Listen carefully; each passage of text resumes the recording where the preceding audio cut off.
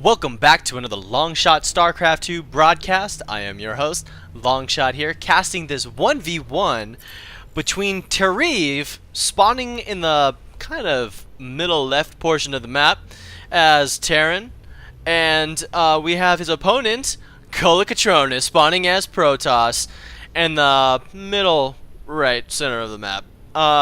And this map is Slag Pits, something that you don't see every day.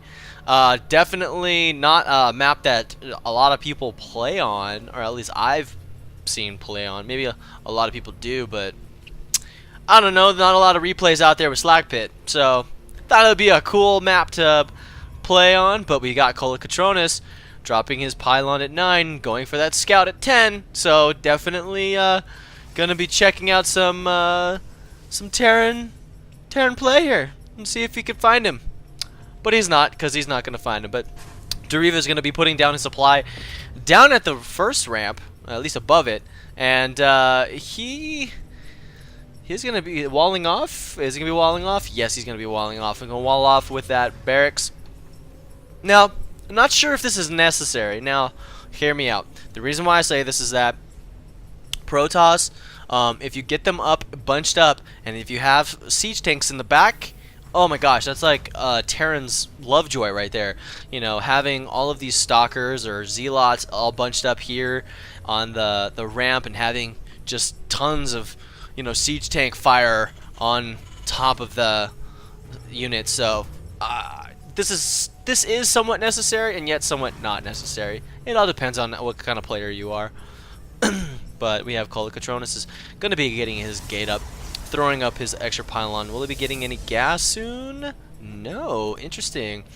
I guess he's going to be saving up for something big. Oh, nope. I guess not. So I guess he's just a little bit late on that assimilator, because he should be already mining from it by the time this finishes. These should be similar when they pop out. So like once this finishes, this should finish as well, so that you can create your cybernetics core, which should be like, come on, like now? Hello? Come on, Kolokotronis, what's wrong with you? You've got enough probes on the line. Hurry up and just get that cybernetics core out. Anyways, because he needs to be mining this, and once he mines it up, there we go. Got his cybernetics core up, and we got Terrev putting down 3 racks first, and already having his orbital command center down and getting a little bit of gas. I think we may see some oh, he's going to be putting down a tech lab. I think he may be getting some marauders, getting those marauders out with this tech lab, because I'm not sure, because he's got the early gas. Was wondering if it's going to be making any more marauders. So, but did this scout actually see this wall? No! Kolokotronis still has not seen Terrev's base. That to me is a sad scout today. You are fired, probe. You need to, I don't know, find some glasses or get better scouting information. You know, drop and give me, I don't know how many, I don't know, get me more minerals. That's all I gotta say. But Terrev wisely puts his SCV, his scouting SCV, here at the Zelnaga Watchtower, making sure that he's got map control. And, you know, making sure there is no shenanigans from Kolokotronis. But I think I think he knows where it is. It's just the fact that he's just kind of shift moving his guy, shift moving his probe. He's just not going to be able to get a good scout. What he needs to do, he needs to take his probe, he needs to go to the ramp and click on the ramp. Once he sees this tech lab, he can make a really good decisions based upon this tech lab. Why? Because if he sees this tech lab, either A, he's going for early stim, or he's going to be going for marauders, which, as you can see, we already have 2 marauders out already. I don't even think I see any marines yet. No, I don't even. Are they even on the field? No, he's only got 3 marauders, and Kolokotronis has 2 zealots and 2 stalkers. As you can see, though, the mineral count is in Kolokotronis' favor, but I don't know. I think he finally gets the scout off. Does he? Yes, he does. So hopefully he can base his decisions on getting some sort of defense against that early marauder push. But as you can see, he's already got his concussive shells and he's going to be working on getting his stim and shields for his Marines. Kind of a risky build, in my opinion, because he's spending a lot of money on these upgrades, whereas he could be spending the money on his units, making more units, and even putting down another racks, actually. So, but Kolokotronis is feeling comfortable in his position, decides to put down a expansion. And, you know, oh, this is an interesting play by him. Instead of going a third gateway, he decides to go and get a Stargate. Now, getting these Phoenixes can be very valuable for him, for the fact that he can do a little bit of a harass. He can go and actually support his forces, maybe picking up some units that are difficult in such as siege tanks, from shelling his ground force.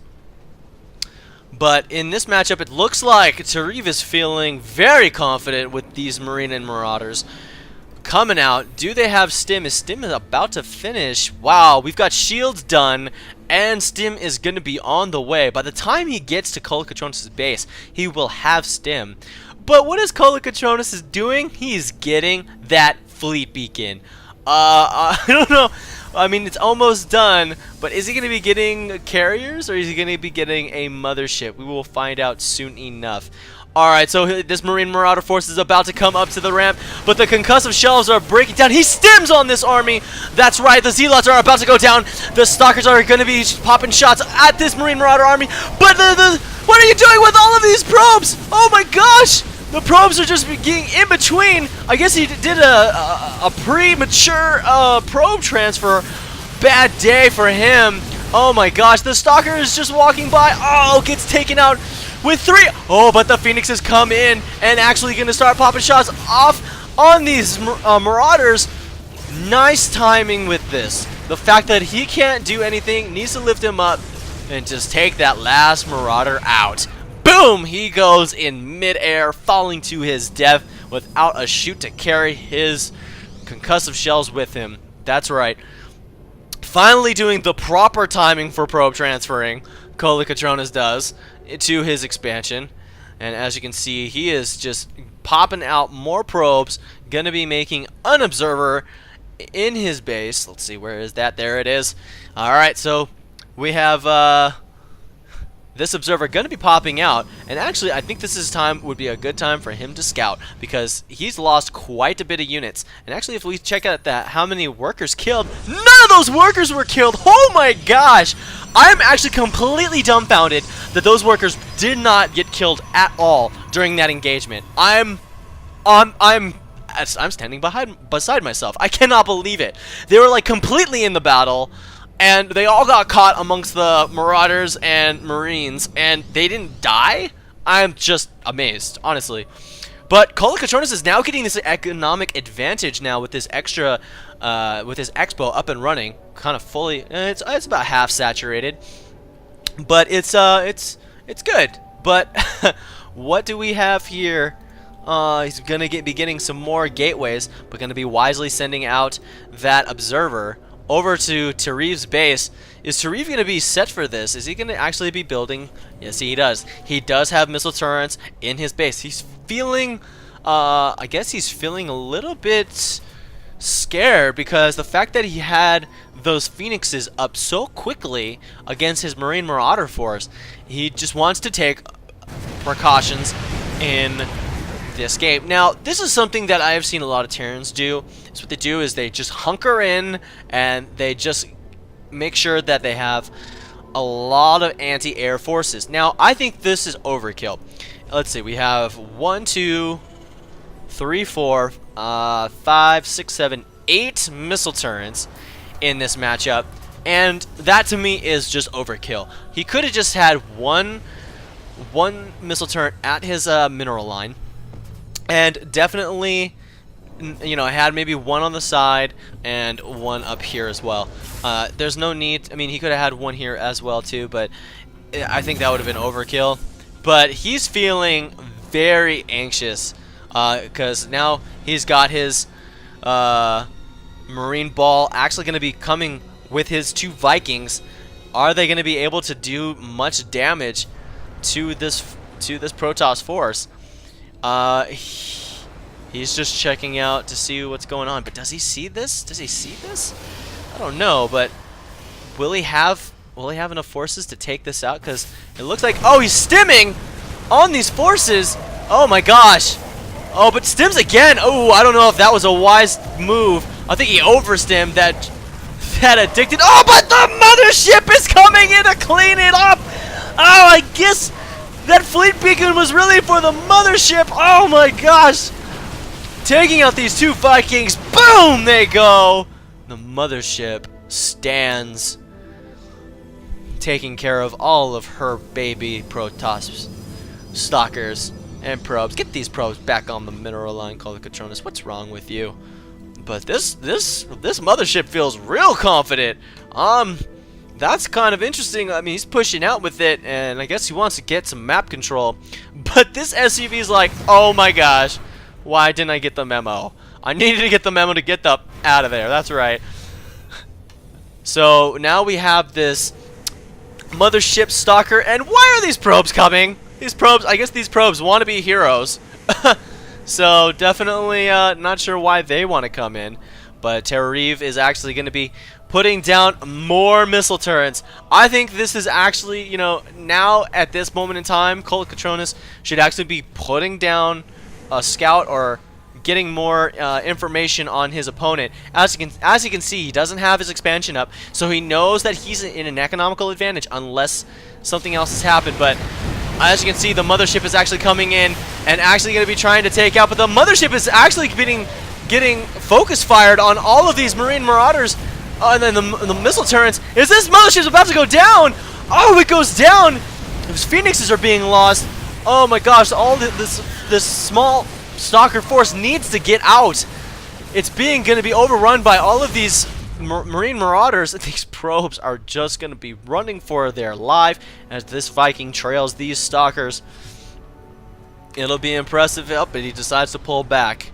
So these stalkers are going to be going back home. Oh man, sad day. Anyways, but Kolokotronis still in the lead in income. Still got that huge harvester advantage. Oh my gosh, 46 harvesters over 24, completely over the harvester count for Terrev. But we have this one probe, maybe possibly going to be putting down another expansion somewhere. Let's see where he's going. Is he going to be putting down? Yes, he's going to be getting down another expansion. Well, Terrev, I don't see him putting down another expansion at all. This is going to be bad for him. He needs to get more economy. Thank you very much, Terrev. That's right. Well done putting his command center down.